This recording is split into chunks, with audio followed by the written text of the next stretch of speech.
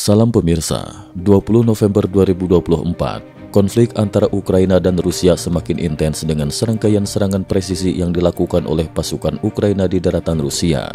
Dalam beberapa minggu terakhir, Ukraina berhasil menghancurkan gudang amunisi, meningkatkan produksi rudal Neptune, dan memperkenalkan penggunaan rudal ATACMS untuk pertama kalinya dalam pertempuran darat di Rusia. Berikut adalah rangkuman mengenai perkembangan perang terbaru, dukungan internasional, dan langkah strategis yang diambil oleh kedua belah pihak. Ukraina telah melancarkan serangan presisi terhadap berbagai sasaran militer Rusia. Sementara Rusia menggunakan bom pemandu presisi udara tipe OFZAB di Kupiansk, menandai pertama kalinya bom membakar berdaya tinggi digunakan dalam pertempuran nyata. Selain itu, penggunaan rudal ATACMS oleh Ukraina untuk menyerang wilayah Bryansk di daratan Rusia merupakan langkah signifikan yang meningkatkan kemampuan serang Ukraina. Serangan ini menghancurkan pusat logistik dan gudang amunisi Rusia, menyebabkan kerusakan besar dan melemahkan logistik pasukan Rusia. Di Kabupaten Kharkiv, Kupiansk, pasukan Ukraina berhasil menggagalkan serangan serbu Rusia yang hanya berhasil menembus garis pertahanan di pinggiran kota. Mayoritas tentara Rusia tewas atau ditangkap, dengan beberapa yang mencoba menghindari hukuman dengan mengaku tidak terlibat. Di Donetsk, Presiden Ukraina Volodymyr Zelensky mengunjungi Pokrovsk dan memberikan penghargaan kepada prajurit, menegaskan kontrol Ukraina atas wilayah tersebut. Pasukan Rusia di Kursk juga mengalami kekalahan telak, dengan banyak tank dan kendaraan lapis baja dihancurkan oleh serangan balik Ukraina. Ukraina telah meningkatkan produksi rudal Neptune R-360 mencapai lebih dari 100 unit per tahun. Rudal ini yang awalnya dirancang untuk menyerang sasaran laut, kini telah dimodifikasi untuk menyerang sasaran darat dengan jangkauan hingga 700 km. Selain itu, Ukraina secara bertahap mengembangkan rudal balistik dan rudal jelajah secara mandiri, mengurangi ketergantungan pada bantuan barat. Dukungan internasional terhadap Ukraina terus menguat. Jerman telah menyumbang 4.000 unit Mini Taurus, sementara Denmark memberikan bantuan sebesar 130 juta euro. Kroasia juga berkomitmen menyediakan 30 tank M84 dan 30 kendaraan tempur infanteri M80 senilai 1,45 miliar euro. Inggris dan Uni Eropa meningkatkan pelatihan bagi prajurit Ukraina, dengan total 50.000 tentara telah dilatih, dan tambahan 75.000 diperkirakan akan dilatih sebelum akhir musim dingin. Pada 17 November, Amerika Serikat mencabut pembatasan pengiriman rudal ATACMS ke Ukraina yang memicu kemarahan Rusia.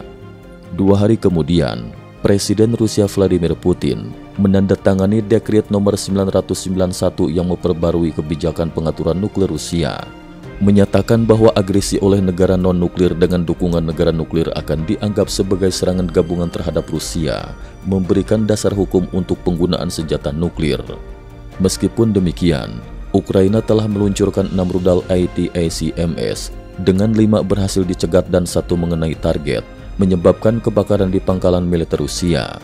Rusia merespon dengan keras, mengancam eskalasi lebih lanjut dan kemungkinan penggunaan senjata nuklir.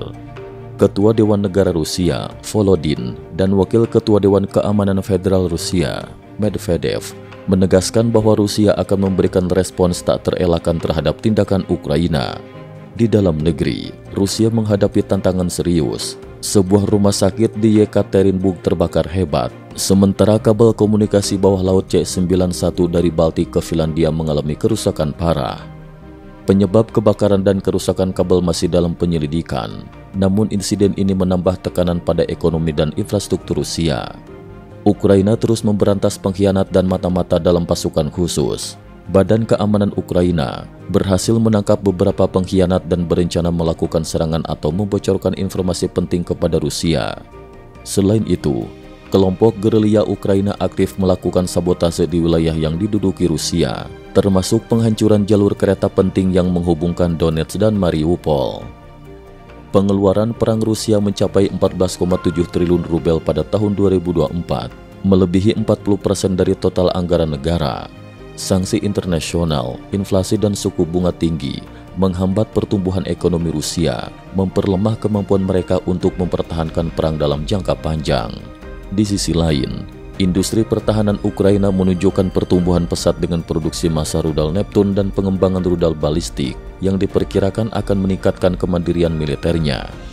Dengan wilayah Rusia yang kini hanya mencakup 18% dari total wilayah nasional dan tekanan militer yang terus meningkat dari Ukraina, prospek konflik ini masih belum jelas. Rusia terus memobilisasi pasukan dan memperluas wajib militer ke wilayah inti, seperti Moskow dan Saint Petersburg.